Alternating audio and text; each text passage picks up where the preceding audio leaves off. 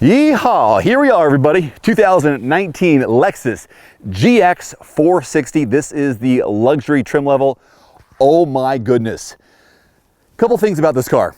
This truck, this large SUV. It needs a refresh. It needs a refresh badly, and it will get one. The word is in 2020. So this one is pretty much the same vehicle as it's been the last couple of years.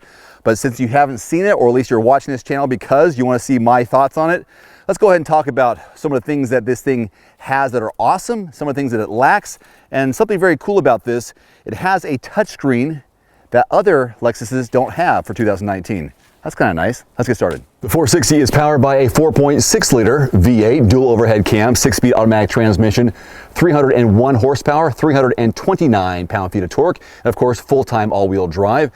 Fuel economy, right around 16 in mixed driving. And oh, by the way, 8.1 inches of ground clearance. That should be enough. Max payload around 1,400 pounds, towing capacity 6,500 pounds. So welcome inside the GX 460. If you haven't seen this in the last couple of years, this will be new to you. But if you have seen it, this will be a refresher because I'm going to give you my tour of it. This is an 8-inch touchscreen. Yes, a touchscreen for 2019, a rarity these days because it seems like they're phasing them out. You got buttons on the left-hand side as well as the right-hand side. They're all labeled appropriately. The graphics need to be updated, but of course, hopefully that'll happen here next year. All the fun off-road capabilities over here. You can go from sport to comfort mode. You got 4 high and 4 low for 4-wheel drive. Change the speed for crawl control. On the steering wheel, one little oddity here is that the volume controls usually, I think, up and down for volume, but this is actually left to right. Bluetooth technology on the right hand side. You've got lane departure alert, radar cruise control. The instrument cluster, not too fancy. In fact, that center display, pretty old school. It's almost like black. It is black and white and grayscale, and you only have a few things in here that you can see. Parking sensors being on or off. You have the blind spot monitoring on or off. You can start in second. There's also, they had temperature in here earlier too. Anyways, it's kind of so old. It really needs to be changed. This is a cool feature for parents and people who want to keep track of their passengers. There's like rounded mirror here so I can see what the infant car seat looks like and how the baby's doing. And if anyone has a question, I can just look in that mirror versus having to turn all the way around. You'll notice 2 USB ports there for your phones, only 2 in the entire vehicle. For a vehicle that hauls 7 people, you think you'd have more than 2, because I'll show you in the back, there are none back there. We do have the heated and ventilated seat options, a very sturdy shift gear knob for the 6-speed automatic transmission. You can pop it into a sport too. I'll put it here in reverse. You can see the backup camera. I can change the lane lines or have them gone all together. This shows how close you are to people next to you. That's kind of a nice little feature because you need that when you open that tailgate. Otherwise, yeah, looking forward to an update. Here's a look at your backseat legroom and headroom from a guy who is 5'11". This was my position as the driver up front. This is super spacious, super comfortable, super easy, barely an inconvenience to get inside the middle row. Third row, don't even think about it unless you're a very small person or a child.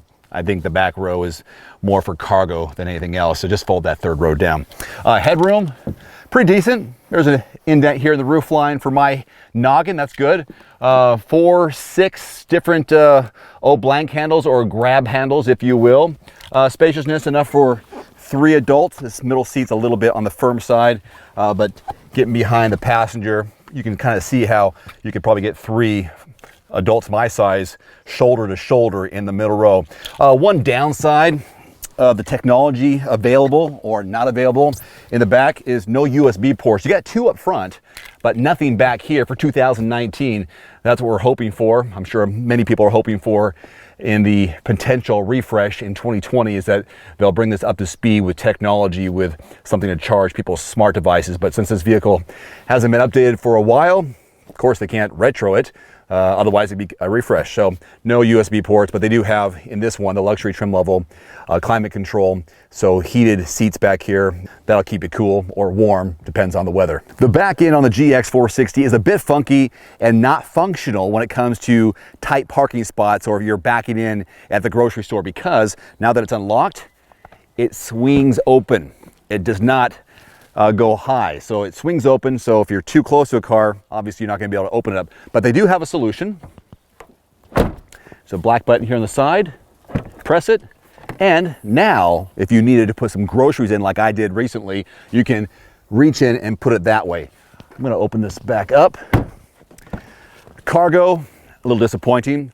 Just over 11 cubic feet of volume, which I can't see it behind this third row with all rows in place. So around 11 and a half. Now to fold these down, you have to press these buttons here. That middle row is a 60-40 split, but if I were to fold down both of those seats, you increase your cargo, I say increase, 64.7 cubic feet of volume. Not a lot compared to things like the Sorento or the Pilot. Those actually have more overall cargo volume than this large vehicle does. But you can kind of see how that folds down and how it looks when the seats are down. Here's a great example of the cargo volume in the back of a GX460. I have 4 chairs tucked together back here. So of course the third row is folded down. And I was able to use the second row a little bit to squeeze the chairs in this way, and still I left myself some room for the infant car seat.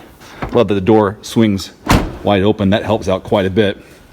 And this is where I'll put the big guy. So I still have room to put the car seat there, or another full-size adult to sit in the middle row. Voila!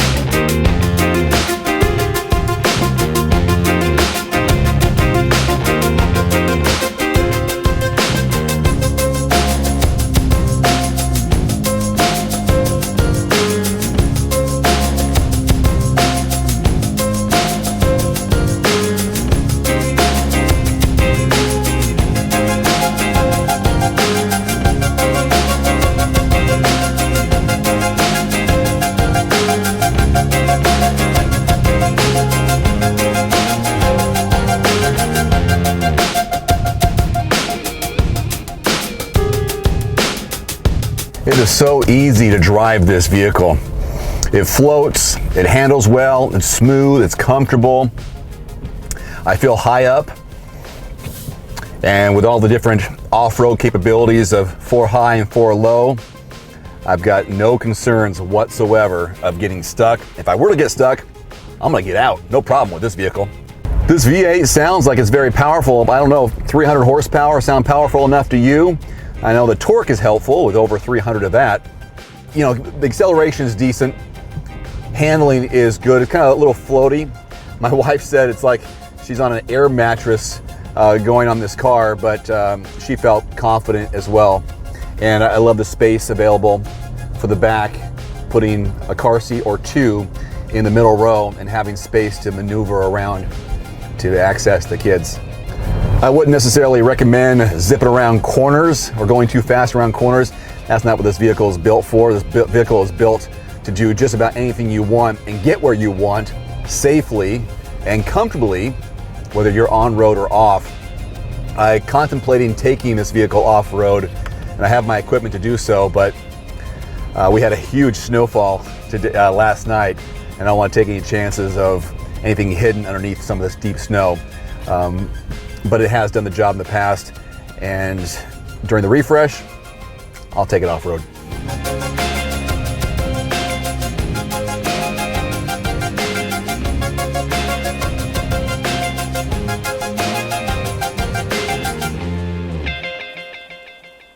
So the MSRP here on this 2019 GX460 is under $64,000, but we have a driver support package which includes some crawl features and some safety. So right here, just under $67,000. So my advice would be probably wait for the refresh in 2020 and then maybe a full redesign, fingers crossed, in 2021.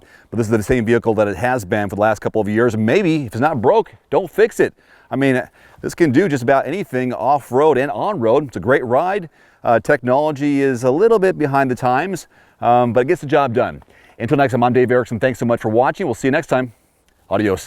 One more thing before you go, I've added links to some of the best-selling automotive accessories on Amazon right now, along with links to some of my product reviews. You'll find it in the description below this video.